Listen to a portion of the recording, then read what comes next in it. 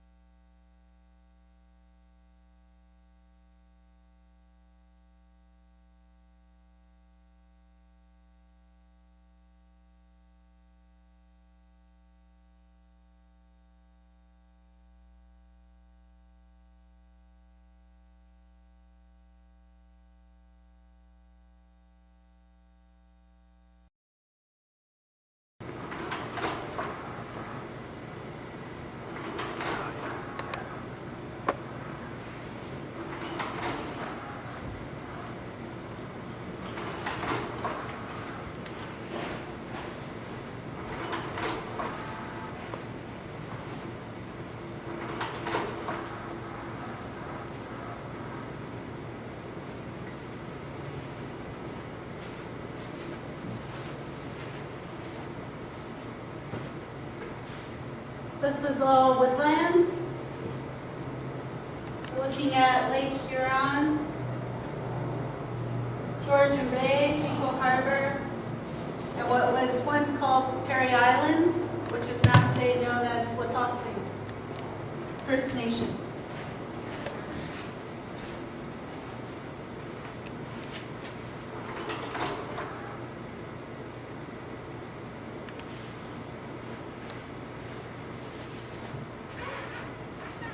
This is the creature whose name we do not speak of, underwater panther.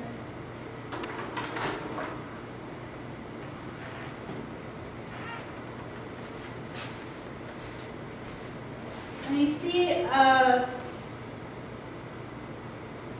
petroglyphs. Sometimes they're confused with pictographs, which are images that are put on the rock with ochre, special medicine. But petroglyphs are a little bit different because you can see it's carved right into the surface.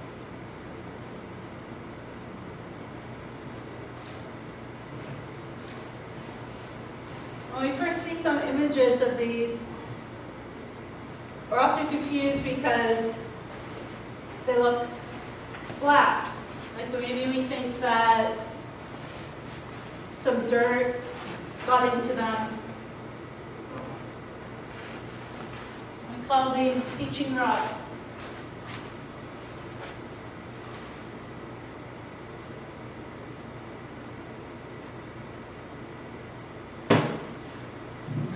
But in actuality, you can see that they're white because it's so clear. When it's carved into and they're protected, that we see that pure surface of the pure material of those rocks. And when these teaching rocks were discovered, in order for them to be documented, oil stick was put in to create a contrast in a black and white photo.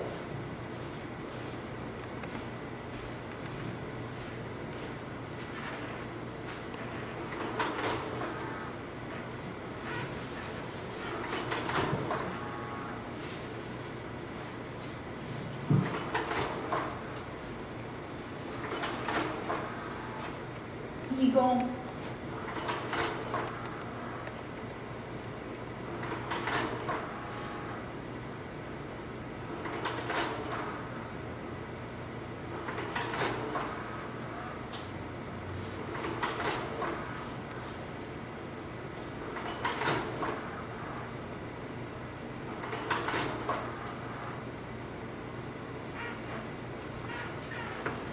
Beneshi.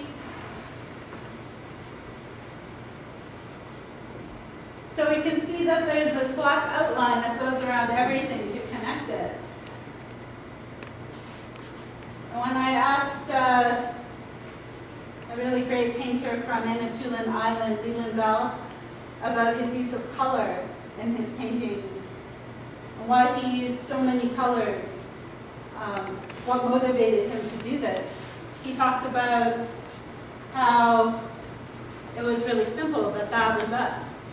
That we're, as people, we are the rainbow, we are all those colors, we're living that life. And so he wanted to remind us of that.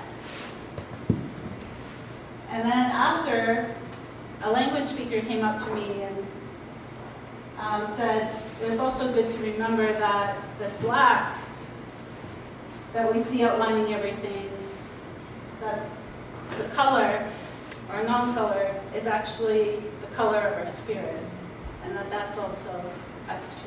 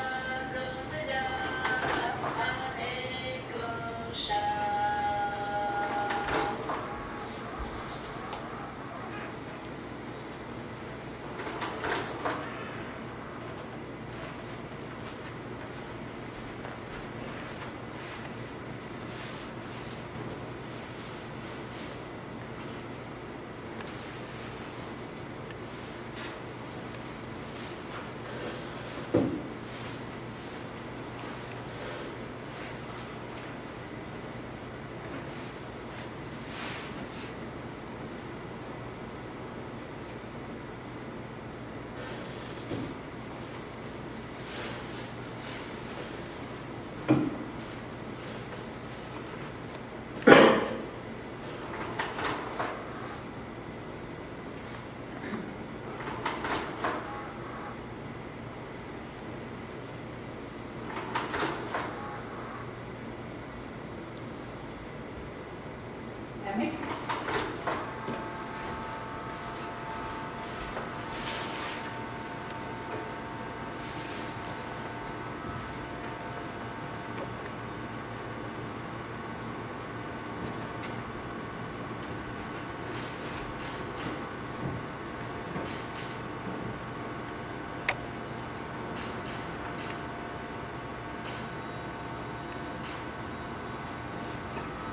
Very much. Thank you.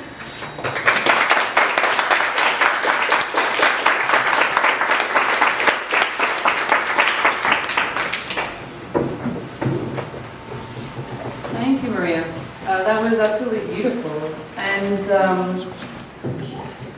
as you mentioned, the slides that you presented, which are now going to be disassembled, you know, that this plinth is going to be taken apart, but the slides were taken by your father of your mother's community, and one of the things that we talked about in preparing this was questions of inheritance. And there's a relation between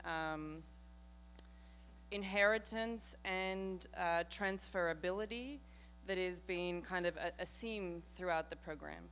And we began this morning with Rachel O'Reilly talking about the innovation of Torrens title, which was a specifically Australian settler innovation in the production and transferability of land as though it was shipped property, with the particular technology of the mirror, the curtain, and the indemnity. And I'm extremely pleased and excited about the coming program, which will again take up this question of innovations in the property form and the asset form, both through histories of jurisprudence and through histories of, I think, the lived city environment. Up until sort of quite pressing and up-to-date situations. So with that note, I would like to invite the moderator of the next program, Simon Long, who I'm also really pleased to have with us in the room.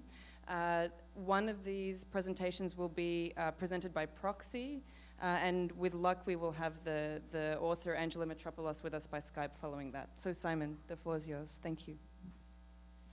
Thanks.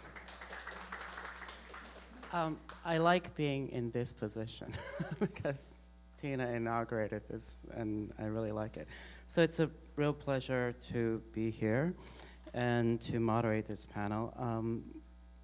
I haven't met Angela before, but I just met Max, and what I think I will do is I'm just going to introduce everybody, you know, according to the bio here, and then we'll just do the presentations, okay? So Max is going to give voice to Angela's paper. Max is an editor at the New Inquiry, and he has worked with Angela before.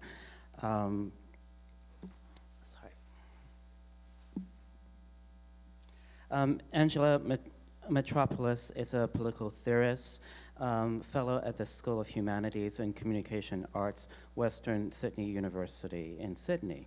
Her writing is used in academic and activist contexts and appeared in Social Text, South Atlantic Quarterly, Mute Cultural Studies Review, Borderlands, and Ephemera.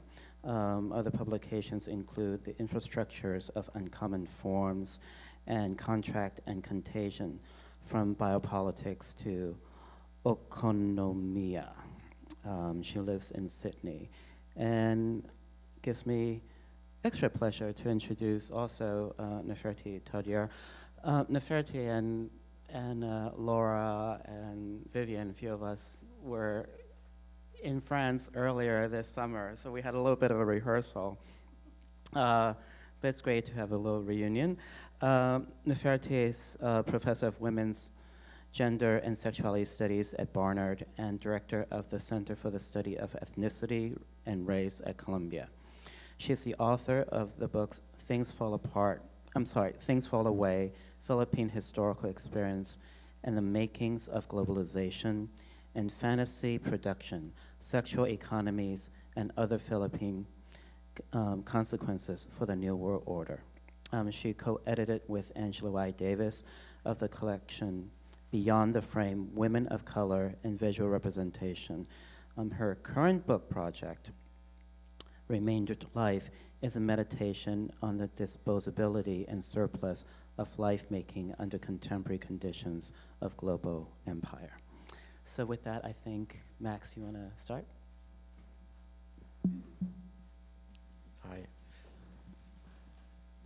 So I guess I'll just go ahead and read this on behalf of Angela. Her paper is called The Art and Performance of Life, Movements, Uncommon Forms, and Infrastructure. And I guess that's the first slide. Much of this paper began as a chapter for Infrastructures of Uncommon Forms, a version of which was presented as a paper in 2014. What follows are extracts from what is now a much longer chapter, but whose preoccupations have not much changed. The stakes here, as they were in Contract and Contagion, which is her earlier book, involve a question about the proper categorical forms that legitimate extraction through economic declarations of property right. And she's using this term that's spelled O-I-K-O-N-O-M-I-C, but yeah. But whereas Contract and Contagion was concerned with tracing the influence of an Aristotelian economia, the law of the household that links law, economics, and household property through the proliferating limits of the contract, Infrastructures of Uncommon Forms is an exploration of Platonism on the brink, the systems that exist at the edge of classical legal norms and technoscientific concepts of property that is beyond but nevertheless in close proximity to the common law that ventured out from the English Empire. The archipelagic organization of border control systems is one of these. More broadly, Infrastructures of Uncommon Forms is concerned with highlighting the questions to which infrastructure, from the beginning of the 20th century to the present, has emerged as an answer. Depending on time constraints, some of that will be touched on later. This chapter, this paper, focuses on that demonstrative experimental field we call modern dance and choreography. The trajectory of modern dance closely follows and then abruptly recoils from the liquefaction of regular forms. Just as there is a political history of the limits of liberalism and the rise of fascism, so too there is a history that includes an aesthetic, technoscientific, and choreographic dimensions as a kinesthetics that is by no means insulated from politics, but perhaps might sharpen our understanding of both. Modern physics transformed understandings of abstraction up to a topological point. Notwithstanding its limits in preserving a functional continuity, the use of smoothing techniques, and so on, modern physics nevertheless also raised questions about the neutrality of apparatuses of observation, the coherence of classical properties, the conditions of a given experiment, the completeness and realism of a map. In so doing, it broke the classical link between, on the one hand, scientific and philosophical knowledge, based as it was on a definition of classical properties, and on the other hand, a normative view of politics. Contemporary Platonism, put simply, is the startled recoil from the uncertainty without limits, or a categorical uncertainty. Modern dance, from the work of Loie Fuller to that of Rudolf Laban, follows a similar trajectory, one that proceeds from turbulent movement to its containment by regular forms amenable to the expression of national sentiment. According to Plato's theory of forms, the phenomenal or sensible world is an imperfect, corrupted manifestation of ideal, eternal forms. To a Platonist, the truth and telos every aggregate is the idealized Athenian square. The truth of political sovereignty is the Pythagorean triangle, as it was for, say, Hobbes, and so on. Plato's politics is an aesthetics of discrete categorical forms, an ascetic reaction to the pre-Socratic physics of mixture. It is the reduction of everything to the 5 regular polyhedra, the 3-dimensional shapes we now know of as the Platonic solids, that in Plato's view contain and order the presumably confusing and dangerous profusions of patterns, that is the Heraclitan flux. In Book 8 of the Republic, Plato puts forth his case against too much liberty by describing a breakdown of law and order, a city in which no one keeps to the same occupation, no one adheres to their proper place. In a, quote, city chock full of liberty and freedom of speech, he writes, the devotee of equality is a manifold, containing within himself the greatest number of patterns of constitutions and qualities. Plato proceeds to argue that as a consequence of this unrestricted profusion of patterns, an anarchical temper eventually penetrates into private homes. Sons are no longer in awe of their fathers, pupils pay no heed to the teacher, and here comes Plato's nightmare scenario. The resident alien feels himself equal to the citizen and the citizen to him. An excess of freedom culminates in an unrestricted, quote, liberty where the purchased slaves, male and female, are no less free than the owners who paid for them. And he hastens to add, there are equal rights to the relation of women to men and men to women. It may not come as a surprise that at this point in his speculations, Plato goes on to argue that such excessive liberty prepares the way for the necessity of a dictatorship. Plato is not quite making a case for dictatorship. Rather, it is part of his broader argument for the political rule of philosopher kings, the link between philosophical knowledge of forms and politics, wherein he makes an argument for, among other things, a program of eugenics. What, after all, is a theory of ideal forms, if not a case for eugenics? What Plato makes clear then, but is often elided by philosophical Platonism, is that the scope of freedom of speech and assembly is conditional upon the scope of freedom of movement. Plato's argument, in short, is for a conformity to an ideal, hierarchical universe in which everyone and everything is aligned to their proper place. This, put bluntly, is the epistemic commonplace of theories of globalization and ethno-nationalism, but not only these. Limitations on freedom of movement shape the borders of the political. Hence, despite their divergences, both left and right-wing populisms are preoccupied with controlling the movements of populations across borders. Limits on freedom of movement are the mechanisms that selectively distribute entitlements such as the right to speak freely, the permission to assemble, the authority to sign contracts, whether tacit or written. Despite how much this framework is stretched at the margins, the equality within the Athenian square is contingent upon divisions that are not simply quantifiable, but recurrently involve the qualifications of citizenship, the expulsion of non-citizens and slaves that makes fraternity possible. This section is called Movement. The history of modern dance is a close correspondent to the history of modern physics. Indeed, the emergence of modern physics tracks the span between Fuller's Serpentine dance in the 1890s and Rudolf Laban's Volkisch movement choirs in the 1920s, between Fuller's experiments in luminescent, turbulent motion and Laban's eurythmics, between Fuller's failed attempts to copyright the Serpentine dance and Laban's development of dance notation, between the sublation of Fuller's performance into the poetic symbolism of, most famously, Stéphane Mallarmé's Écriture corporelle and Laban's expressionism of purportedly ideal forms. One could say that Fuller contained within herself the greatest number of patterns, that is that devotee of equality and that manifold that Plato decried. Fuller's failure, on the one hand, to secure copyright, and on the other, her efforts to both draw upon the exoticism of Orientalism and distance herself from the unnamed laboring bodies of vaudeville, is the limit of liberal equality and the doubling of self-possession and the possession of classical properties, coherent and continuous. Laban, by contrast, was a dedicated Platonist whose work on a dance notational system connects an enthusiasm for abstraction with the retrieval of a mythic national form. While there are antecedents, both modern dance and modern physics emerged roughly around the same time, between the 1890s and the 1930s. In physics, Newtonian science was eclipsed by Einstein's theory of relativity and quantum mechanics. In the development of mathematics, Riemann manifolds and topology, modern physics twisted a spontaneous Platonism further away from metaphysical dichotomy between ideal eternal forms and the phenomenal flux by moving both into the functional ranges of algebraic notation. In modern physics, space is coextensive with matter, time is a dimension, the fourth dimension of space-time, and not least the gravitational field is determinative of the variable curvature of a manifold. In this way, physics integrated concepts of time, movement, gravitational forces, the coordinates of continuous deformations within an idea of space as additional abstract dimensions and functions. Even so, the infrastructural relational scope of network topology does not quite budge the entelechy of set-point topology, which is to say, the selective preservation of functions through continuous deformations, which converts all movement into the change that does not change. Both Fuller's experimental choreography and Laban's expressionism existed on this threshold and diverged from it in remarkable ways. Fuller's performative body twisted, crumpled, and folded regular shapes beyond recognizability. Laban overlaid the polyhedra on masked dancers. If both modern physics and modern dance emerged around the same time and in similar places, so too did self-described fascist movements and parties. This is not to suggest that they each follow the same trajectory or inclination, excepting where they did. Neither Fuller nor Laban were much concerned with narrative. Both were preoccupied with exploring movements and forms. Fuller experimented with the interactions between chemical compounds and lighting. She, quote, caused the light to dance, as one reviewer remarked. Fuller performed her last dance in 1929.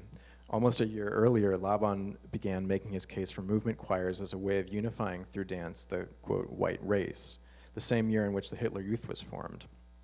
Suggestions that Laban was not an enthusiastic supporter of Nazism are implausible. 3 years before Hitler became chancellor, Laban had already denounced the, quote, incursion of racially foreign habits of movement into a rhythmically exhausted race. Hitler was appointed chancellor in 1933. In that same year, Laban dismissed all non-Aryan children from the State Opera's ballet school.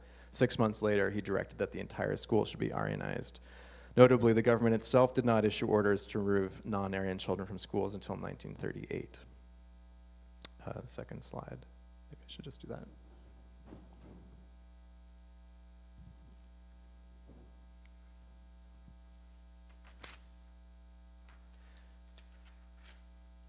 Laban approached dance movements as a living architecture, a vital prelude to the restoration of an idealized community through an emphasis on archetypes, the geometric essence or soul of the nation, as it were. He saw the 5 regular polyhedra Platonic solids everywhere. His notational system broke movements down into discrete units. Initially, he called these resonant points and recomposed these points into a syntax and grammatical formalism of dance movements. Laban described the kinesphere in anthropometric terms as the space which can be reached by easily extended limbs. But in practice, that meant overlaying the 5 polyhedra over every movement so as to define what constitutes an acceptable movement, a eurythmics. This would, according to Laban, better reflect the true rhythms of the master race. Charleston, swing, and jazz were out. This is what Laban meant by bad rhythms. The picture we have, he suggested, of his approach is that the most natural movement for the white race is roughly the sideward movement. The purpose of Laban's movement choirs and dance notation was to retrieve an underlying kinetic unity through the expression of ideal Platonic forms, one that would function, in his words, as a cultural stimulation, a new symbol of national becoming. After leaving Germany, Laban undertook studies of industrial efficiency, coming up with a series of corrective exercises for mostly female factory employees. The concept of mass movement was a question of managing large-scale assembly line production before it became associated with either choreography or politics. For Laban, the movements of the body were the outward expressions of an interior subjective will. And typically for his managerialist practice, he meant the will and consciousness of the choreographer, and not quite the dancers in the movement choir. During his time as the head of Berlin State Opera's ballet school, Laban had abolished the soloist contracts. Dancers thereby became a mass, the choreographer, the manager who would imbue the mass with a kinesthetic harmony. But where Laban was preoccupied with the expressionism of the polyhedra, with the orderly rhythms of racial purity, by contrast, some years earlier, Fuller's performances were studying projective geometry, topology, gravitational forces, and the turbulent curve made possible by electrical lighting, chemical compounds, and the prosthetics of bamboo and silk. Fuller had borrowed some of her technique, movements, and the use of fabrics from the skirt dancing of music hall, vaudeville, and, as Fuller and others suggest in varying accounts, the nautch dancing, the colonialist term for Indian dance, that was part of the Orientalist repertoire of English theaters while Fuller was in London. Fuller herself had remarked that the costume she used in the Serpentine dance was an old Hindu costume given to her by a British officer who had served in India. On another occasion, that it was a costume that had been used in an Oriental production at London's Savoy Theatre. The Serpentine dance hinted at an exoticism, but was often read as sublimation in the chemical sense, a phase transition between a solid body and a gaseous apparition without quite passing through a liquid state. Indeed, for successive reviewers, Fuller's performance became little more than a metaphor, or as the French symbolist poet Mallarmé wrote in his review of the Serpentine dance, a becoming metaphorical, the fragmentation of the body in a play of metaphorical forms. It both confounded and dazzled its most famous reviewers, precisely because of what they tended to read as figural sublimation of any recognizable, gyrating sexuality or identifiable gender performance. Too queer to make sense, it would seem. For one reviewer, what distinguished the serpentine dance from the other acts of the Folie Bergère was that there were, to quote, no more contortions, no more hip swaying, and no more circular pelvic movements. The chest stays rigid.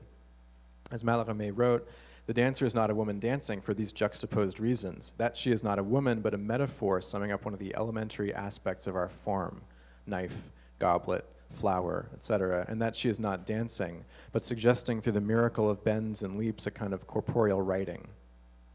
Camille Mauclair put it somewhat differently. Fuller's performance, he suggested, is freed from all known aesthetic forms, uniting and destroying them together and defying all qualification.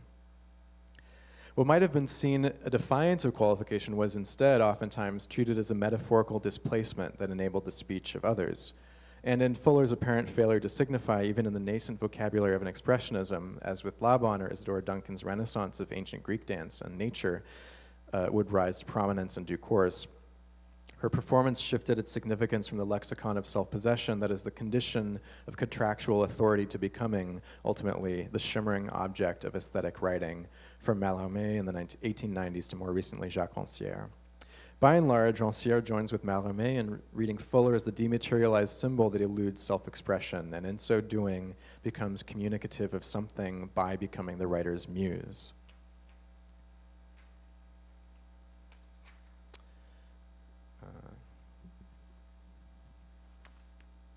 The point is not that Fuller is emblematic of everything that Laban was not, or vice versa. It is that their juxtaposition makes it possible to highlight the ways in which the experimental edge of choreography and of experimental physics broke with a classical physical understanding of movement and form, and soon after, in choreography and politics, recoiled into a classical ideal concept of forms by returning to Platonism as a means of imposing order on movement, of reinstating the rule of ideal forms over the empirical flux. It also makes it possible to trace the connections between topology and the performative contract, notational abstraction, and the elasticity of movement that is limited by a legible expressionism of forms as a concept of coherent properties preserved as a point-set topology through continuous deformations. Infrastructure. There is no concept of infrastructure available to a classical Platonism, excepting that derived from the cosmology of the container that contains amorphous matter, or that which furnishes the geometric scaffolding or parts whole reassembly of regular forms, as a concept of the medial between discrete entities rather than the stuff. In Contract and Contagion, there is an analytical definition of infrastructure that runs as follows. Infrastructure is not the base that determines in the final instance, or it is much more and something other than substructure or medium. It is more precisely movement and relation as these take form. Infrastructure is the answer given to the question of movement and relation. It is about how worlds are made, how forms of life are sustained and made visible. And there is an ensuing question. Is it possible for infrastructure to be a field of experimentation and variation rather than repetition of the self-same? To amount not to reproduction and therefore standardization, but instead to an ongoing and critical engagement with the between. Analytically, a pattern is a question of the conflation of capitalist reproduction and life, of the interaction, in other words, of closed and open systems, of the ways in which the multiple and irreducible forms of generation are transformed into the production and reproduction of capital. That was the argument in 2012. This is not an argument that infrastructure is the material support of the phenomenal world, nor that movement is a synonym for action. The provenance of philosophies of action and will should give us pause. Even less is it a suggestion that infrastructure is a matter prior to movement. This would be Aristotle's approach, based as it is on his definition of the slave as the instrument that is incapable of self-movement. If infrastructure is the answer given to the question of movement and relation, it does not follow that a given answer is the same as another. It may just be an invitation to furnish answers to a question that feels like the same question for everyone, and therefore a necessity because it has not been asked, but frames the answers nevertheless.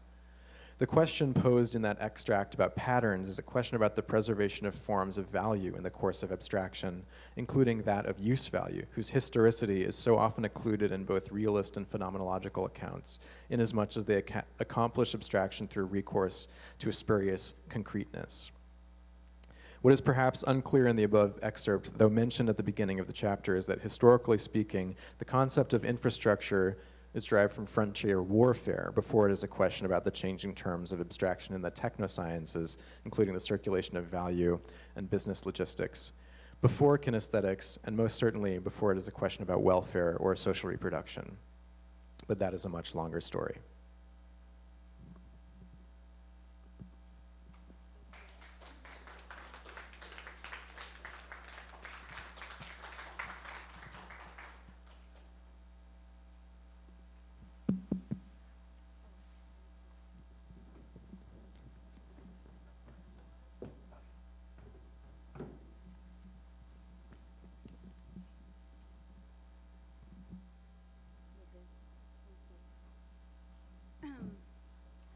I'm going to leave it to Simon to suture Angela and me, okay?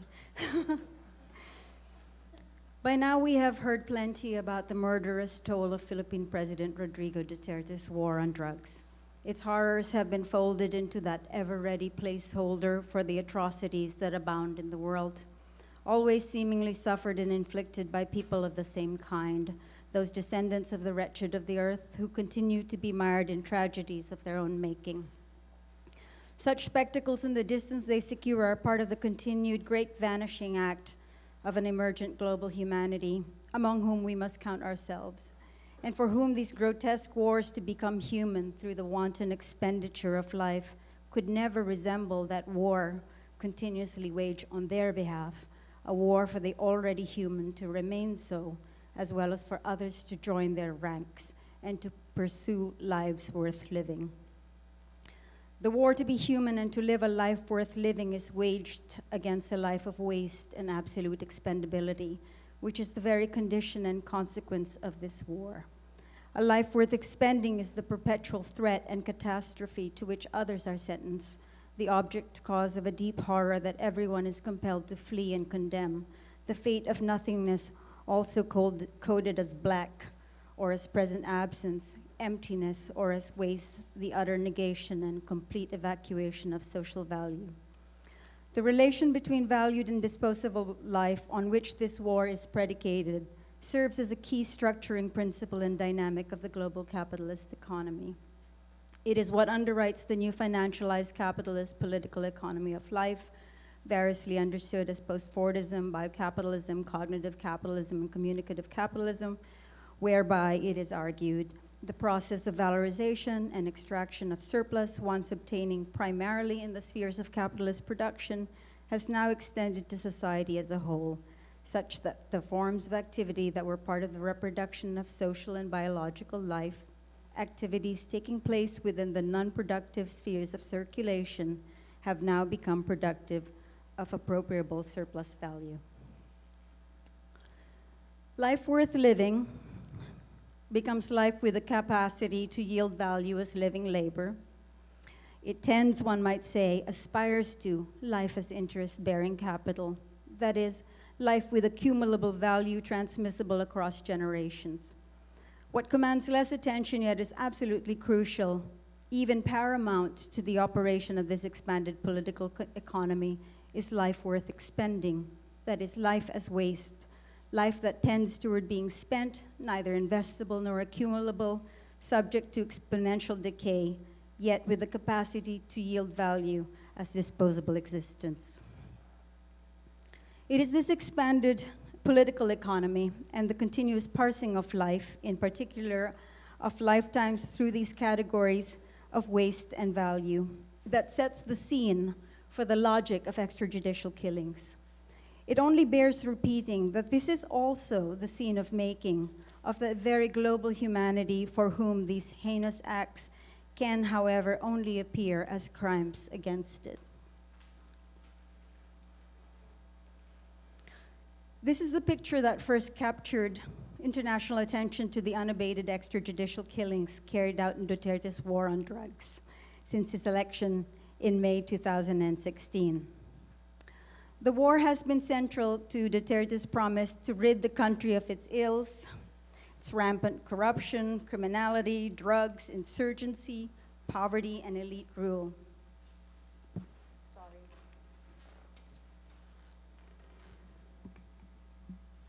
According to police reports earlier in the year, The war on drugs has yielded 44,070 arrests, 1 million some registered surrenders, almost all drug users. And by the estimates of this past summer by activists who say no one is counting anymore, up to 12,000 people killed by the Philippine National Police and their mercenaries. That was in July. I think it's about closer to 14,000 now because it's roughly 1,000 people killed every month. A bloody order of extrajudicial capital punishment has taken hold. Executioners enjoy impunity, and there is no end in sight to the murders. How are we to think about this war? So that was in the New York Times. This was in July 2016 when it actually hit the international papers. How are we to think about this war that largely targets petty drug users and sellers, clearly signaling that it is a war against the urban poor, a standing or pending death sentence for those whose lives are already expendable? Extrajudicial killings are far from new. Under the dictator Ferdinand Marcos, tens of thousands were tortured and arrested and thousands killed.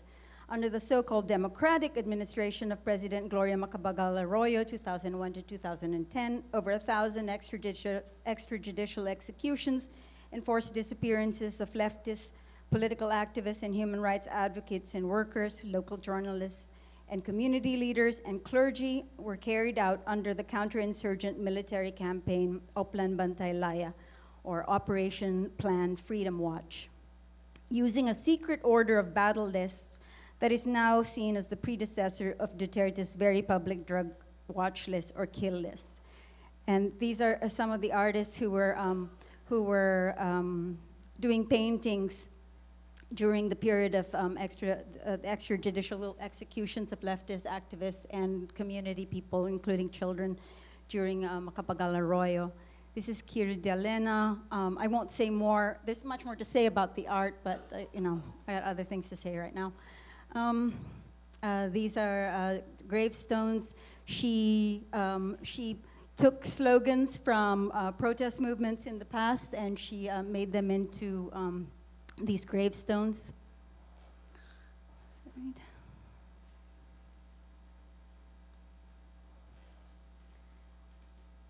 Okay. None of the perpetrators of these killings have ever been brought to justice, and indeed the Marcoses, wife, son, and daughter, have slowly returned to national power. And against public outrage, Marcos himself given all the formal rights and honors of burial in the Cemetery of Heroes last year. In Duterte's, so this is his family, Imelda, his daughter, her daughter, governor, her son vied for vice president, but is also a senator. They're all in power. In Duterte's post-democratic rule can be seen not simply echoes, but repetitions of Marcos's authoritarian order, begging questions of the evolution of the Philippine state in the course and aftermath of so-called democratization and globalization. This is one of the artist renderings of the similarities. Duterte declared martial law in Marawi in Muslim insurgency in the south this year. This domestic evolution must be seen within a transnational context. To situate Duterte within this transnational context is first of all to recognize the new rules of state that have prevailed since the global war on terror launched by the US and its allies in 2001, a war in which Mindanao, southern Philippines, where Duterte is from, was declared the second front of this war after Afghanistan, which everybody has completely forgotten. It is also to recognize the driving forces of a form of urbanism that has emerged since then. An urbanism evolving out of the Philippine transition from the Cold War authoritarian modernist capital or urbanization of Marcos to the post-Cold War democratic global metropolitanism of Marcos's successors. For 21 years, Duterte served as mayor of Davao City, right there in the southern Philippines, to the island of Mindanao. Dubbed by Time magazine as the Punisher for the Davao death squads he organized to clean up the city and bring business-friendly peace and order and security to its citizens, he's credited for making Davao purportedly the safest city in the Philippines, even in Southeast Asia, and among Asia's fastest growing cities. The city is notable for its imposition of a curfew on minors, the prohibition of sale and consumption of alcohol after 1 a.m., and the prohibition of smoking in public and work establishments. That was the New York Times coverage of Davao while he was mayor. Touted by crowdsourcing sites as having one of the lowest crime rates in the world, supposedly number 9, Davao is paradoxically also known as the murder capital of the Philippines, reported to have the highest murder rate and the second highest incidence of rape in the country. During Duterte's successive terms as mayor, human rights organizations documented 1,400 killings of petty criminals, street children, and drug users, mostly youth under 18, attested to by witnesses as the work of death squads.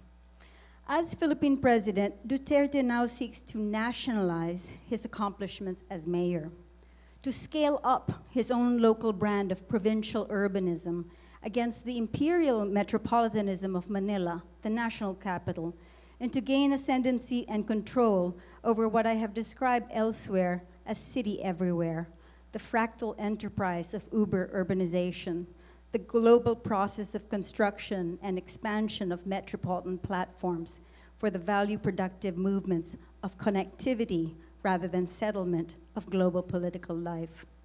Since the 1990s, in the aftermath of authoritarian modernist development, Metro Manila had been advancing and refining this new metropolitan form. Sorry, this is Davao, where no smoking is allowed, life is here, and the current mayor is his daughter. Actually, he was kind of mayor longer than the 21 years because he was vice mayor while his daughter was mayor. So he was mayor since 1988 with democratization.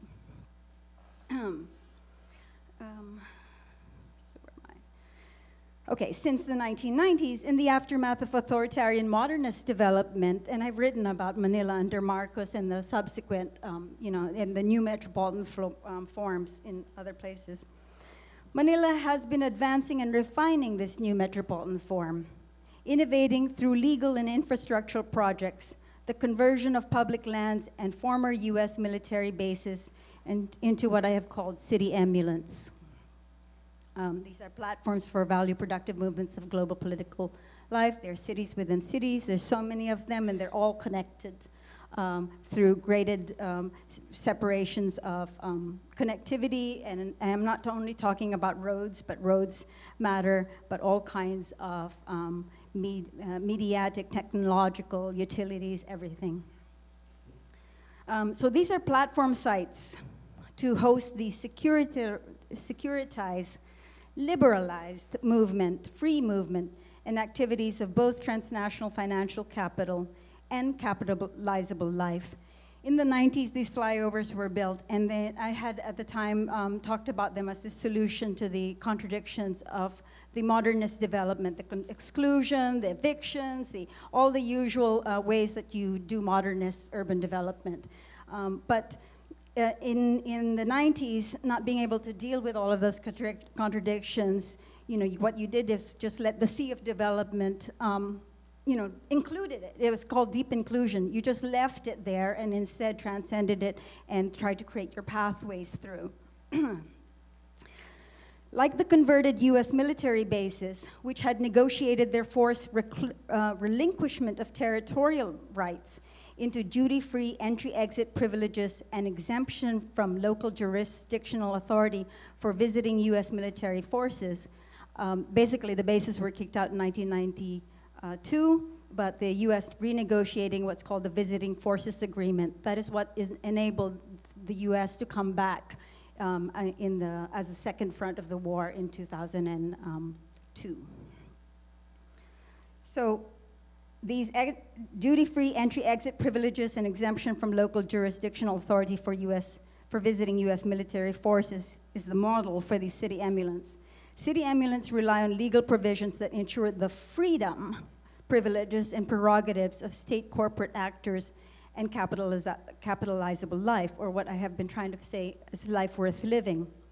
Those freedoms include exemption or immunity from punishment and servitude, the two modes of exaction or extraction of value from disposable lifetimes, or life as waste of surplus populations, which processes of uber-urbanization and the facilitative channeling of the value-productive movements of life worth living actively produce as the enabling conditions of this new metropolitanism.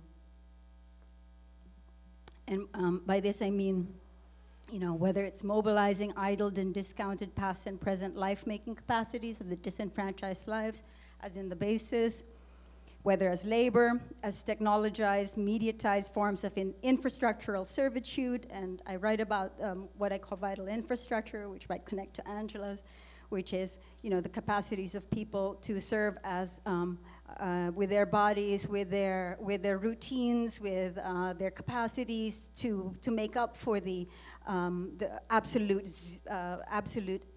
failure of infrastructure in a third world country like the Philippines, that had always been there and was a very important part of urbanism. You can mobilize idle and discounted past and present life-making capacities, but you can also convert future lifetimes of an effectively captive, territorialized population into monetized collateral assets for state corporate speculative investment and loans. And I'm talking about the devaluation of currencies, the use of the whole population as a collateral for the hot loans, and for attracting speculative capital for infrastructure. I mean, the Philippines has a very high growth rate, and a lot of it is through infrastructure building. Build, build, build. Davao City had, in fact, been developing its own metropolitan platform along these lines, but with more intense securitocratic and securitization features.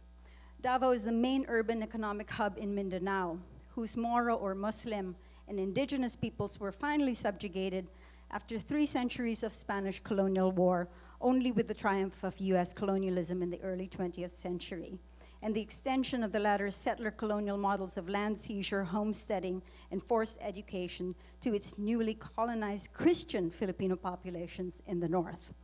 Mindanao has thus been a place of deep and long-standing struggles against foreign and national imperialist projects, and hence the site of relentless Cold War and post-Cold War counterinsurgent warfare. I don't have time to elaborate on the importance of Davao City as a key player in the peace and development paradigm of counterinsurgency directed towards Mindanao since the 1990s, sponsored by the USAID, the World Bank, the UN Development Program, and the capital investments that have poured in as the means and consequence of its role as a laboratory for counterinsurgency under the auspices of US military training and assistance. And this includes ExxonMobil exploring crude oil deposits in the Sulu Sea, the prospecting for deuterium, industrial fuel coolant for nuclear reactors in the other side of the sea in the Philippine Trench. I could go on and on. But suffice to say that the 21st century integration of anti-terrorism operations with making Mindanao an open market for multinational trade and investments has left its mark not only on the composition of the Davao death squads, who are made of ex-military, paramilitary, ex-insurgents, ex-communists, and a lot of the slum folks, but it's also left its signature on the modes of killing evident in the urban slum war on drugs. And everybody knows that the way that the dead are killed is the signature of these death squads. The rituals of killings are well known. Video images and even CCTV recordings of the body disposals are innumerable and viewable online. There are lots of movies of it. Reports are abundant, numbingly the same in the kinds of facts they record. To even repeat them here seems only to pile on the same words: gunned down point blank by the police or masked men riding tandem on a motorcycle, head wrapped in brown packing tape, that's one of the signatures, poster board with variations on a message. There's always a poster board next to it. Drug addict or drug pusher, do not emulate. Duterte's state power is undoubtedly the performative production of legible state power in the political currency of international state-making. It is also the display of that direct and active power of expending life that guarantees the preemptive securitization of the urbanized nation-state, the scaling up of the city-state model of Davao, as a global platform for the so-called shadow or illicit informal enterprises that had grown on the sinking reticulated shorelines of City Everywhere's refuse. These enterprises include first and foremost the political police machine led by Duterte, which has made extrajudicial capital punishment a financial instrument authorized by the state. Killing has become a deregulated, lucrative derivative economy. And these are just some of the ways that you can make money off the killings. There's lots of extortion, ransom, secret jails, ransom demands, stealing, the funeral parlors take a cut. There's bonuses, there are fees, and here, these are additional cash rewards. And all of these rewards are only the state, the state's money coming in. We're not even talking about all of the kinds of subsidiary businesses that have arisen in relationship to the deaths. In the drug war, police are no longer simply acting on behalf of their political patrons in these relations of debt obligations that we know as patronage politics, but through the leveraging of state connections and access to state violence, they are entrepreneurs looking for maximum gain. With the multiplication of possibilities of these cash rewards, kickbacks, rents, protection money, promotion, among many of the benefits and dividends, along the vertical chains of power as well as their horizontal relations of graft, the police enterprise demonstrates the congruence of the political police machine, which had long been the interface of the political state apparatus of electoral democracy with the ritual kinship practices of the so-called gift economy. So the congruence of that with financial capitalism, in particular derivatives, the instruments and logic of pricing attributes of an underlying referent or asset that is set to experience variability of states over time. As the underlying assets of dead and potentially dead bodies attest, this is a variability that is both virtual and very real. The killings are part of a derivative economy in both senses. Derivative as ramification and outgrowth, taking the leavings, the cast-offs of others, and as financial contract. Those were all contracts, by the way. Pricing contingency, volatility, variability, predicated on an underlying asset that is secondary in importance or immaterial. In calculus, well, since Beth did math yesterday, I'll do my Newtonian math, Beth. Derivatives are also about the limits, Here, the limits reached by a prior mode of accumulation that in maximizing productivity also undermines the basis of profitability, cheapening lifetimes and the surplus value extracted from them. And in response, the drive to accelerate value extraction through the absolute minimization of circulation time, to capitalize on the vicissitudes of time and to profit off the borrowings of colonized futures. Derivatives depend on the foreclosure of the future.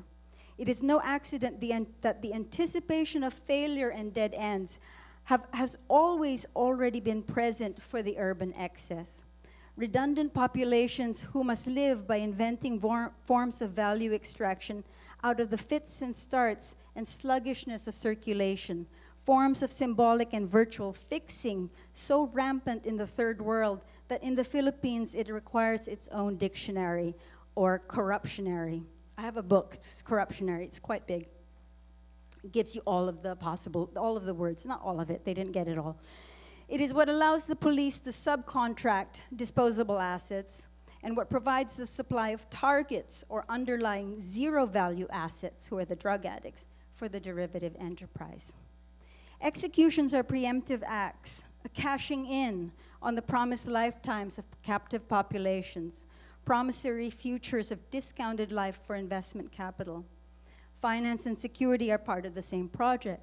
While financial securitization undermines prior fundamental values, included the bounded forms of individual, commodity, economy, state securitization aspires to refound it.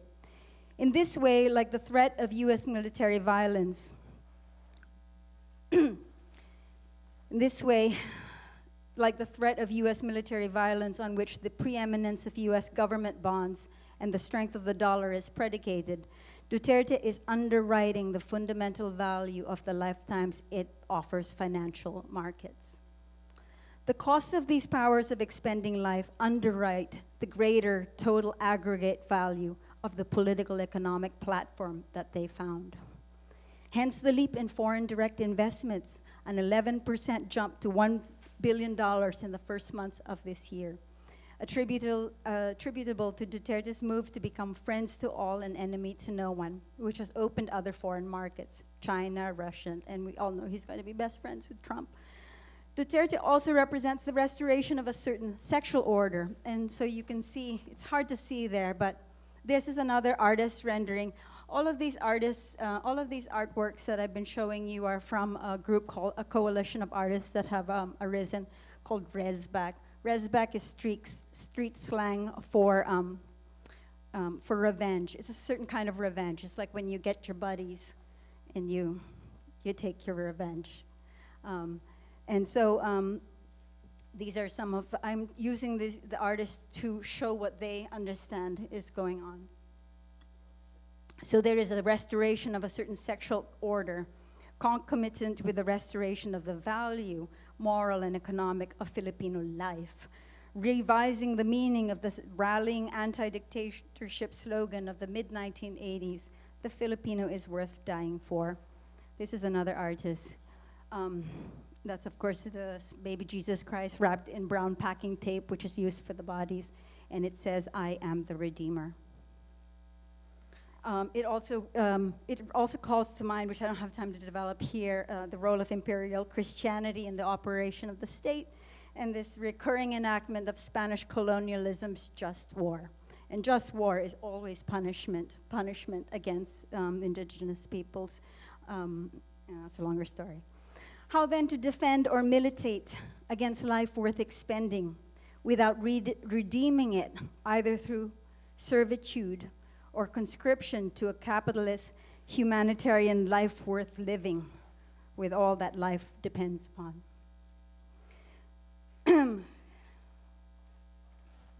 This murder as a meme refers to the ubiquitous signs that the bodies, that are next to the bodies and that the bodies are.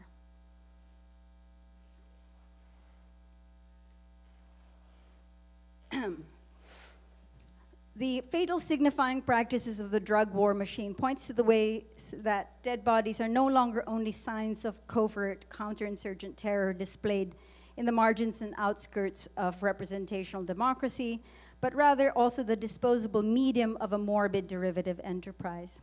Dead bodies are also material and forms of content provision for communicative capitalist media, shared by Duterte critics and supporters alike. It raises questions about the status and operation of words and images as contents and actions fueling social media, another site of operations of the war of the Duterte machine, as well as a site of operation of those mediatic networks of coordinated social individual capacities and partible, fungible human components of elastic, porous social bodies that I have called vital platforms. Vital platforms refers to the subaltern productive forces of both serviceable life, migrant domestic workers, etc., and the expendable populations from which they are temporarily redeemed into servitude that have been driving the expansion of city everywhere.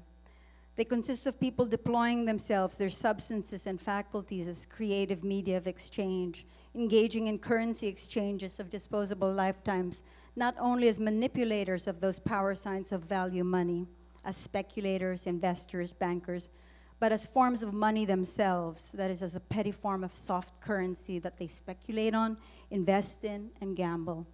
Vital platforms are dynamic human mediatic technologies of survival, which the political police machine has long emulated and preyed upon. It is not surprising that they have been actively mobilized as interoperable systems of support for this revanchist global urbanist platform. And one should know that a lot of the 10 million diasporic workers are supporters of Duterte.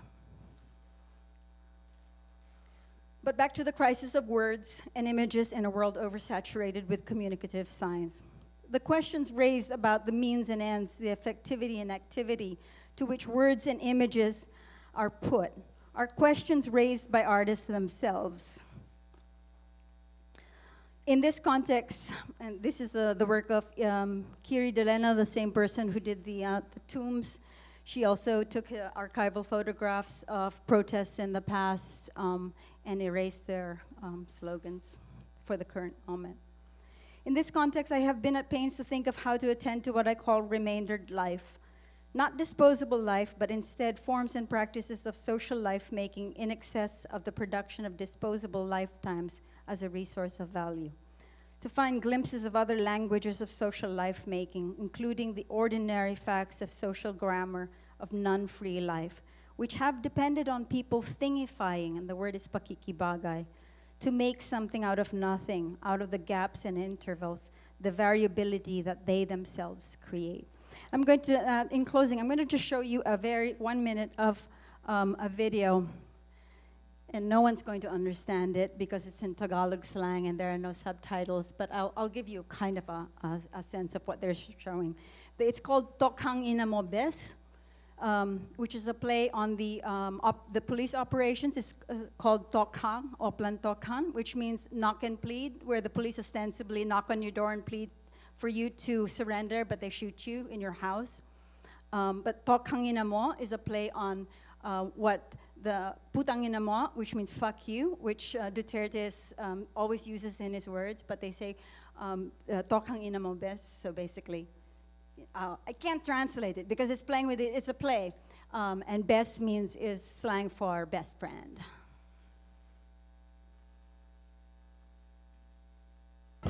Hello, Philippines! The universe, rather. Welcome to wait. Miss Universe. Sorry, I should also say, this is a video. So what artists have been doing is that they stepped off, they stopped making art. What they did, they stopped making art and showing it in places like this, for example. They decided to go into the communities, immerse, and collaborate and make films with them. And this is one of them, made in the slums. So the participants here are from those communities that were targeted for killings, and they made their own costumes. They brought all their own stuff. So that's what you're looking at here.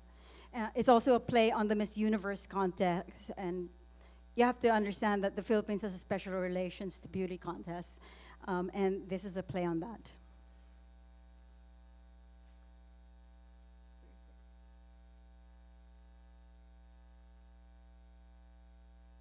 Best 2017. I am Pia Horseback. Join me as we welcome the candidates for Miss Unibest 2017.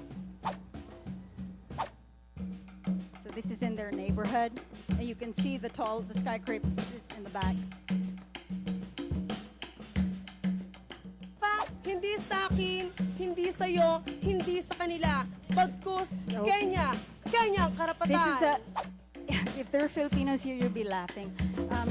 They're playing on the names. They have different meanings, but the pronunciation is, so for example, listen to this one. 78, 79, Haiti. 78, 79, 8,000 ang Haiti. namatay. There- I hate More you. than 8,000 have died. Malaysia is malay mo, malay niya. How do you know? How does she know that you won't be Malay next? mo, malay niya, malay nating lahat. Ikaw na ang susunod. Itigil ang teginis. Stop the- Huwag patay Malaysia. Stop the Malaysia. killings. Pinas is slang for Filipinas. Mabuhay! I'm Maria Mara Ma'am Shinem si Max Abarido. I believe that kay rami ng Pinas lang nakapamilya. Pinas lang means to slay. Kay rami So ng she's playing on the Pinas word lang Philippines nakapuso. with Kay rami ng slaying. Pinas lang nakapatid. All right. Pinas! I won't show you the whole thing, but basically, this is a rights primer video. If you watch the whole thing, they give you phone numbers, they tell you what your rights are, they tell you what you can do if people. So there's a pragmatic, intention for this film, and it was also shown within the communities themselves. And there was controversy about what they were doing here. but the communities really did like it. So just one to close. Here is one glimpse of the unexpected gratuitous abundance, or what I call the splendor of remaindered lifetimes that might unfold in the everyday acts of survival. Splendor is in the play of nations' names, the flourish of world play, the pleasures of the surface play of signs within the practical communication of rights, surplus gestures, surplus meanings, word and images in excess of their signifying and asignifying political intents, enjoyed by the communities themselves. These are also forms of expenditure, times of waste, but unredeemed, not simply placed to more productive ends. Times of waste that are also times of recreation, openings, cheap thrills, and boundless relation. It is not unlike the petty rapture glimpsed and honored by the poet Floyd Quintos, honoring the low life, elevated by that first Pieta photograph that I showed you, which was circulated in search of the dead's redemption. He writes, he's voicing the people in that photograph. The righteous will never know the highs of love among the dazed, or the soaring rush of joy that frees the damned. They who have lived all their lives in righteousness will never know what you and I have known. Ah, yes, the wrong we have known, Bebeko.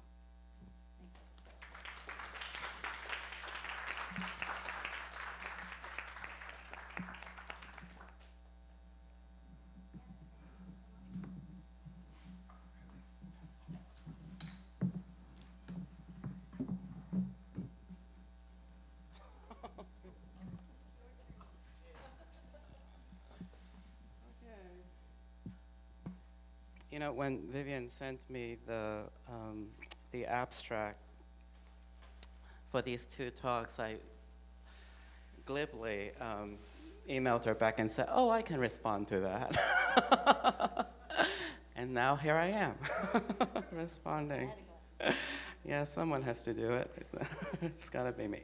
Okay. Well, first, I think that maybe I'll respond a little bit to Nefertiti's presentation, and I'll try to bring the two together. Is Angela on Skype? She's not on Skype. Oh, okay. That's too bad. So first of all, I think that this is a very important and brilliant way to think about the future and the imagination of the future. So in derivative speculation, the future is the name of the contract, right? And in a way, I think what Nefertiti is doing is to put together ideas of the future that is not just based on a gain from the point of view of the investor, but also it is a contract, literally a contract killing on folks, which makes me ask. What is the state? You know, I mean, it's almost as if this is a state without citizens. You know, it's a state that only speaks to, through the media, maybe through the rest of the world, as with the case of some of these, advertisements, only to investors. Only to people who can afford to or who want to invest into a future where everything is at risk, and some people are just going to lose because they are the ones that are expendable. That's one thing that I kind of want to put out there. But I also want to talk a little bit about some of these performers. So when you said that they no longer, they used to be artists, but they no longer really make art for art spaces, or they do, okay.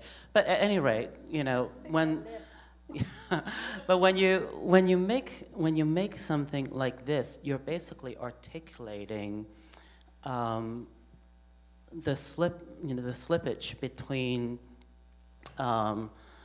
slippage is between many things, right? Between high and low, between glamour and these kind of like idealized postmodern spectacles like the Miss Universe pageant, And this is obviously very self-consciously produced and performed in these dire settings, where people are killed, and where their people are really very much at risk. So it makes me think that there's a way in which, if we're using derivative as the primary metaphor for the killing, that what the artists here are doing is to, in a sense, form a type of arbitrage, of trying to picture and negotiate between ways of thinking about risk and thinking about expendability, but also the possibility of derailing that, the primacy of that narrative. So that's kind of all I really have to say for, for the response to Nefertiti's talk. But what I think is actually kind of interesting, if we put the two together, the idea of the derivative and this idea of a state that doesn't quite even recognize citizens, that doesn't perform its job, is to think a little bit about how, I don't know much about Laban, but what I heard today, this idea of making, well, first of all, Laban's note for this, the notation system, right? So in a sense, the Laban notation system is about the old-fashioned, or rather, the sort of 18th century way of thinking about choreography, in the sense that the choreographer was somebody who notated the dance, rather than a more modern idea of dance being a form of self-expression, et cetera, et cetera. So in a way, I think that that type of notation, according to these very specific racialized criteria, is not unlike how we think about, if you want to chart an idea of dance originating from Louis XIV and ballet, in the sense that, Louis XIV, who was known to be a dancer, and he's, the one whose body, was the model for ballet, this idea of the sovereign, the king, and sovereignty residing in this one body that gets a transcendental, direct access to God, right? So this idea of a centralized, in a way, structured, hierarchical idea of bodies and how they can be written, is it just strikes me, as being very much tied to ideas of sovereignty, which of course leads us to thinking about liquidity, and Louis Fuller, So when I think at one point Angela wrote that, I think this is quoting Mallarmé, but maybe somebody else, that she's not a woman, but she's not a woman dancing, but a physical abstract state, And this is a way of thinking about liquidity, and it makes me think that in some ways, the service economy, the one that says we do chores, you live life, that's another way of thinking about not just the liquidity that we think of in finance, but a type of labor that is, in flux, that is fluid, that is, in a sense, not even quite human, right? So, yeah, maybe I'll just kind of I want to say something. Well, I'll just say it. Okay. One way that I always think about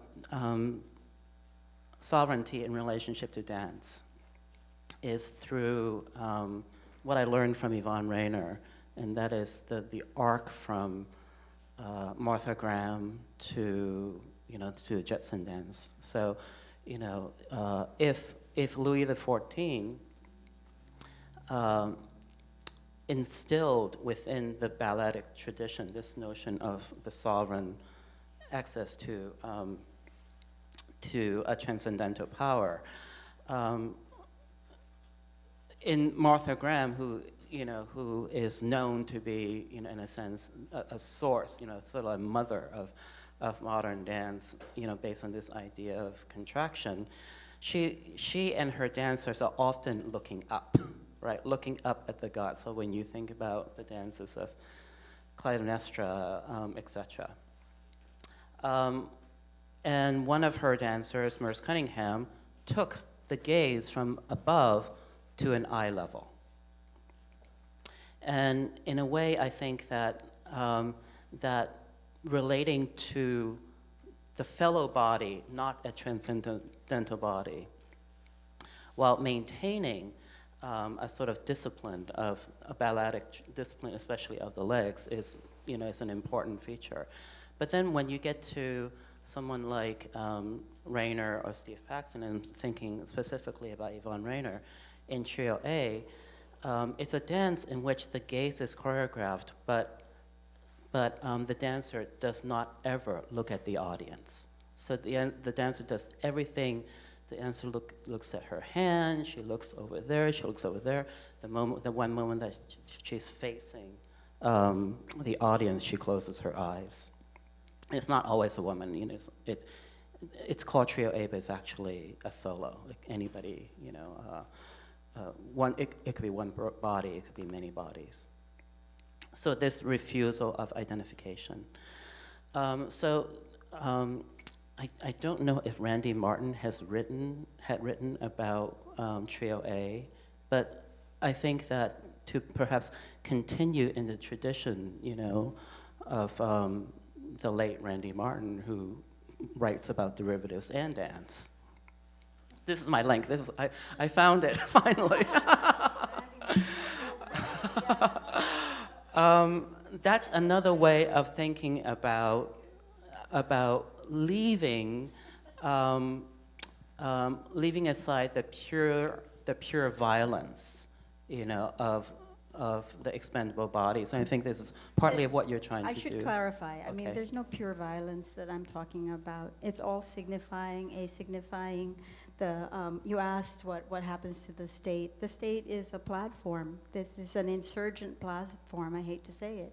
This is why it's very hard to romanticize this insurgency, because it is. And we're practically we are at a level of civil war right now, because the country's very divided. He does have a country. He does. It's everywhere, and they have good reason. There are very good reasons. Everything that in the revanchism against the city everywhere, it is there. But this is what they got. It is a platform, which is why when I'm talking about the violence. And whether money, violence, these are all some power signs. They're all the deployments of these economies, right? These signs that have direct interventions. They're allocations, they're promotions, they're signs. They have semiotic and directly interventional. That's always been the case. We have never lived under a liberal democracy, no matter what these people are saying, against which the Duterte supporters are actually, this is the anti-liberal critique, but we never even those liberals were never liberal. We're in a whole specter over there, specters of specters, and this is what's going on. So it is an insurgency, but it is using the same kinds of what I was trying to say, what would be identified now. So let me just clarify. What's understood now, like by Randy Martin, as a social logic of derivative and all of the potential that it might have as the consequence. Sometimes he says it's the result of decolonization. Sometimes he says it's the result of financialization, and then we can recognize our mutual indebtedness, et cetera, et cetera. But I think and I love Randy, but I think what he is not able to see, that you can see from a post-colonial point of view, is that these gift economies, these patronage politics, that all of these logics of derivatives and the individual practices had been operative, have always been operative. They are operative, and that's what allows me to say that we had these vital platforms. It's not a metaphor. We are one of the most socially mediated, connective peoples on earth. 97% of Filipinos are have cell phones. The people that's not, we drive these things. We are adopters of Bitcoin because of remittances. Filipinos are on top of this, on the social connectivity of all of these things, okay? So this is a driving force of City Everywhere that got harnessed into this insurgent platform that Duterte heads with his police machine. And it is a machine where everywhere along the line, it is political and economic at every single moment. This is Marx's dream of the political and economic joining together, right? We got it. Just on the other side. But this is what we have. So, sorry. Do feel free to I'm jump a little in. bit agitated by this topic, so I tried to keep calm,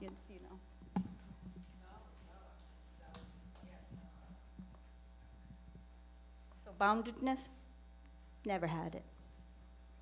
Self-possession, never had it. We're starting to get it. Some people, even me. 30 years in the United States later, I'm starting to have some self-possession.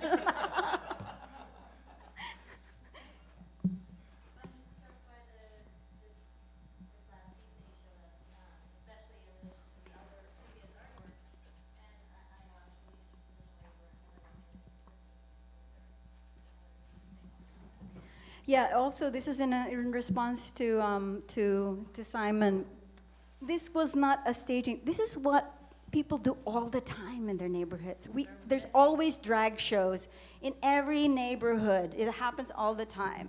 So all of that, and then the clothing, and then there's also the racial stuff, Kenya, Haiti, even that. In the 70s, they used to dress up like African Americans. It's a long tradition, right? It reminds me of a lot of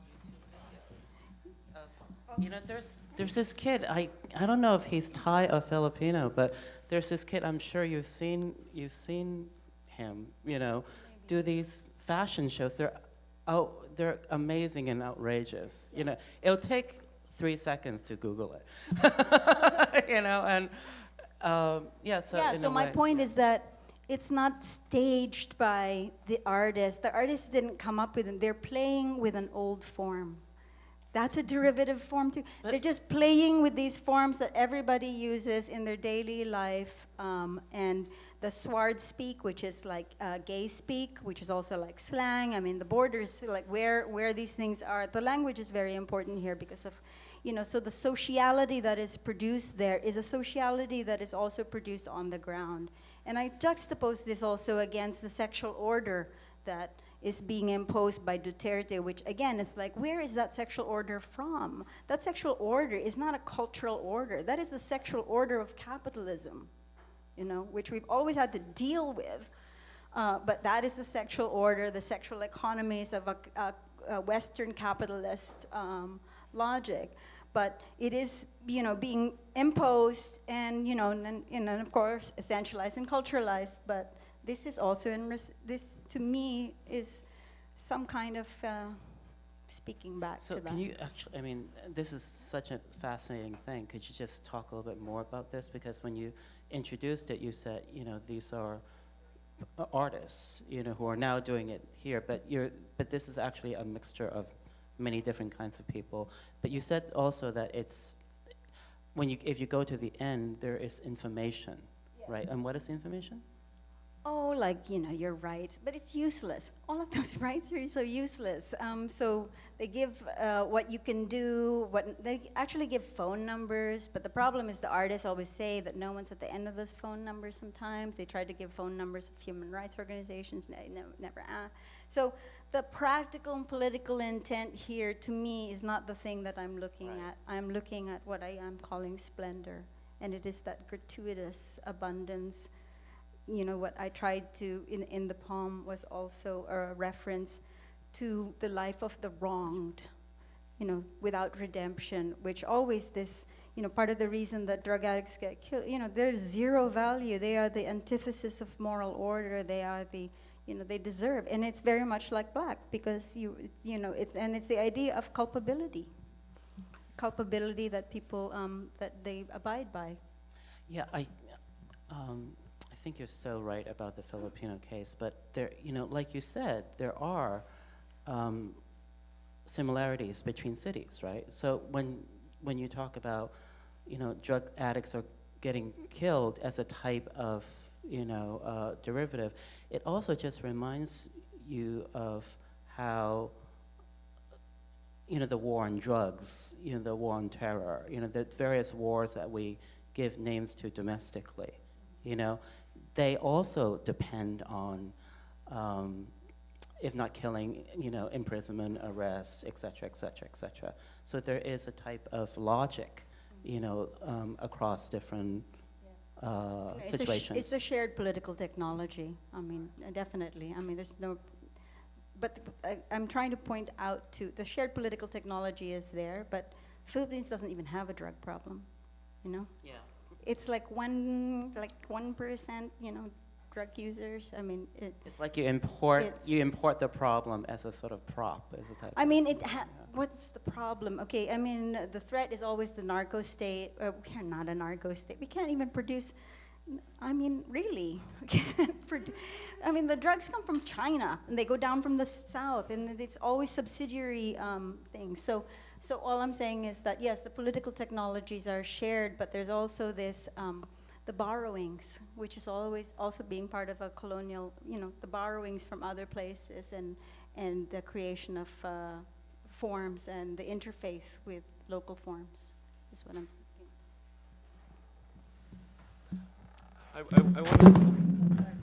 I wanted to ask about what you said about the specters of specters that seem to appear lately as this kind of abscess or rupture when an insurrectionary logic is introduced, right? Either restorative or reparative insurrectionary logic, but then also, I mean, maybe also. Maybe Beth can also speak to this as a form. Like what are these specters of specters that we keep seeing? That I'm thinking of also, things that happened in around the Arab Spring around 2011, 2012, when like a friend described the situation in Cairo as a kind of. She said, at first we were really excited about this, like a release. Finally, all of the sewage was coming out, but then the sewage, the sewage just kept coming, and now it's up to here, and we kind of just want to plug the leak. I think also because Beth was mentioning yesterday how the formal or intellectual paradigms like Foucauldian biopolitics or something like this are not really sufficient now to model or register what is happening with this kind of continuous chain of spectral effects after colonialism or ideologies of the past. Well, I think I spoke too soon. I don't think they're completely specters. I mean, there is I mean specter in the sense that there's a disavowal that the very people who are seen as liberals are themselves, they have ritual kinship networks. They do all the same things that, not quite all the same things. The difference is that their social networks and their forms of sociality are hooked into the proper forms of the state, capital, etc., and the poor don't have that, and that's one of the main differences. It spells a huge difference. So it's not specters in the sense that they aren't actually the liberalism of this elite class isn't performatively real. It's a performative, in the same way that Duterte is a performative, has a performative production of his power. The liberals also performatively produce, the order that they call liberalism and democracy because it has huge material allocations in the world, right? So a specter might be overstating yeah. But then it's really, and I know we're way over, but it's interesting because that what you're also, when you looking at this from a Filipino post-colonial, it also unveils, it rips apart the idea that liberalism in the West wasn't spectral as well, because the relations, but yeah, exactly.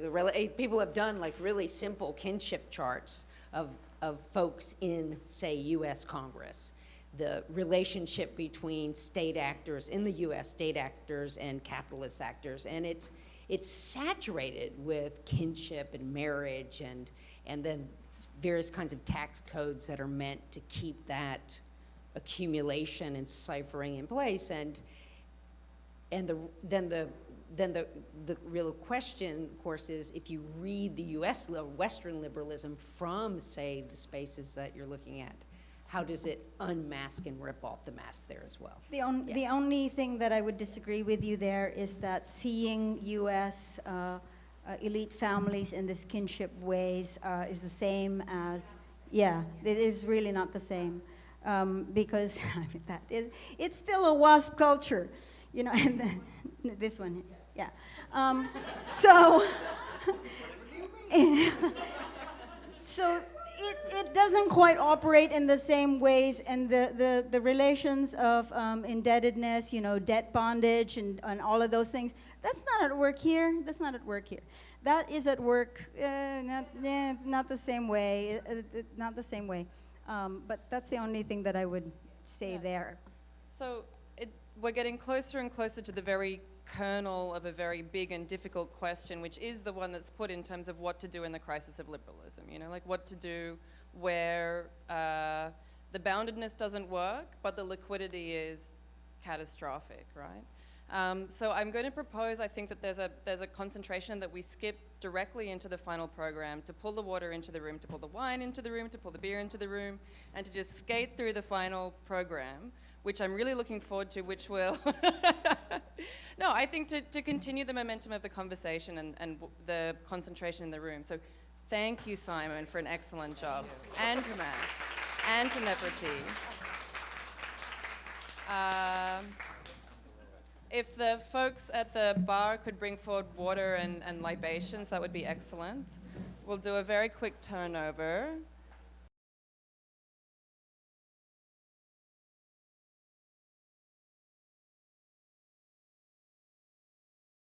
This image, which really continues in some ways from the last conversations that we've had. I'll be interested in Nefertiti's perspective on the ways that it's different. It's a painting by Ryan Presley, who we have in the room. And I'd like it, Ryan, if you could please explain the component parts. I can pass it. Is that the best image that we got of the? Yeah. Super.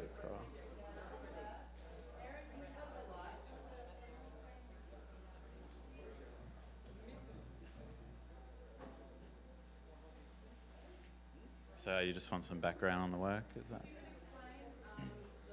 context of it and the element part. All right. So my name is Ryan Presley, and I'm from Australia, and I was originally born in like the central part, geographical centre called Alice Springs, and this is in a territory called the Northern Territory. It's one of the 7 states in the desert. So the Northern Territory is like unique within statehood of Australia, is that in the 50s and 60s, a lot of movements were actually successful, and Aboriginal people were granted a level of land rights that wasn't given back to people in other states. So being born in Alice Springs, my father's family is Aboriginal. We're Maranya Mathua Rakangabal people, and my mother's family were immigrants from Scandinavia.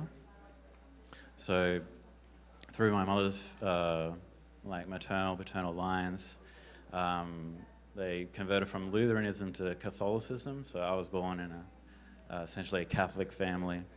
And the Catholic Church in Alice Springs is one of the larger church establishments, thanks to missionary action there in the recent colonialism of Australia. And so I was born into this church, and I'd have to go to church every Sunday and look at these sort of images, and the Catholicism there was like into the sort of idol worship stuff, and had taken in these orthodoxy sort of icon symbols, and these were very present in my life and growing up. And so I wanted to sort of explore these works and why the Catholic Church was present in the centre of Australia. It's quite an alien sort of organisation. And then looking at the roots of how Christianity has interplayed with history of modern colonisation. So that's why I came to this sort of work. So the film that we'll watch tomorrow, Winjiramaru, the Stealing CNTS, for the live broadcast, is... Say what? My mum might watch.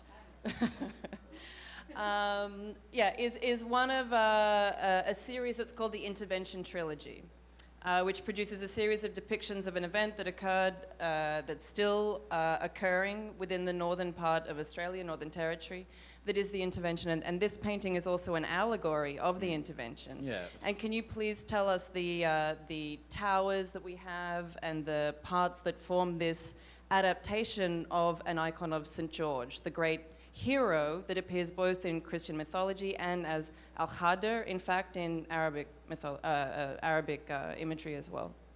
Yeah, so with the land rights that I mentioned earlier, they were actually essentially revoked with what was colloquially called the intervention, or the Northern Territory emergency response. And so this was like a shock politic kind of action where the military was deployed into the great number of Aboriginal communities in Australia on a scale not seen in civilian sort of Australia in the recent years. And then the government, in a sort of bipartisan agreement, took away the Racial Discrimination Act in order to enact the policies which would go on to open up these Aboriginal communities and the ownership of their lands to foreign mining interests and other business interests, and then push them into townships as well. So I've used the St. George allegory in this painting because he was the patron saint of the Crusaders, which I've sort of connected as the first modern colonial project of Western Europe, essentially because they developed international banking for Europe, taking it, appropriating it from Muslim traders, of course. And so through this project, they developed large properties of their, how do you say, they took possession of large sort of tracts of land and huge sort of riches and monetary reward. And then using St. George as like a foreign sort of invader figure, rescuing a foreign town from like a monster sort of, or a dragon, a scourge sort of menacing this town. So I like that narrative, and I think that narrative has a lot of traction even today with contemporary US imperial culture and Australian statehood cultures. Other examples like US intervention into Afghanistan and Iraq. And these sort of happened and preceded the Northern Territory intervention by only a few years. And so maybe I'll jump in then, because as far as I understand in this image, the towers that are on that, so the St. George has been replaced by a female figure who is someone that was known to you, a woman from Maningrida, I believe, who no longer has a long stake, she has a short machete. The dragon has become a hydra that now has 7 heads, that's breathing fire through a mine, a piston, that still has its hands over the crown. The towers on the left are actual mining towers from Brisbane, Sydney, and Perth. Yeah, they're a combination of banking and mining headquarters from around Australia. Yeah. And the bomber on the top right is in fact stationed in Darwin as part of the Pacific pivot of the United States. Yeah, so there's one of the many US military sites in Darwin, which is close to where my family's from, and they've recently cycled through the, I think it's F-1 bombers, the nuclear-capable jet bombers. Right. So one of the reasons why I wanted to bring this particular artwork forward to this conversation is because it strikes me as such a compelling, astute allegory of this impasse of quote-unquote sovereignty or the toxicity of sovereignty, whereby what does one do where the existing heroic trope fails, is in fact incapable to the task of beheading this dragon, and in sending people in that mode can in fact also produce harm. I mean, it's an image that I find incredibly powerful in terms of the risk of entering into a certain mode of political action. Yeah, so the dragon's head's like, one of them that's breathing fire has a CSG sort of fracking nozzle. There's poor reproduction, but the nozzle that's blowing the flame is a CSG equipment. It's got the judicial wig of the Western legal system, and then the crown that it's trying to plate, that's cropped out, is trying to place this crown with like a big crucifix on top, because a lot of the area that's government controlled is called Crown land, so that's one of the legal terms that have been developed in Australia to basically dispossess Aboriginal people of land by warping the British property rights. And interestingly, these property rights were actually imported to Palestine to help Zionist causes to dispossess Palestinians. As Rachel examined this morning. So thank you, Ryan. Welcome.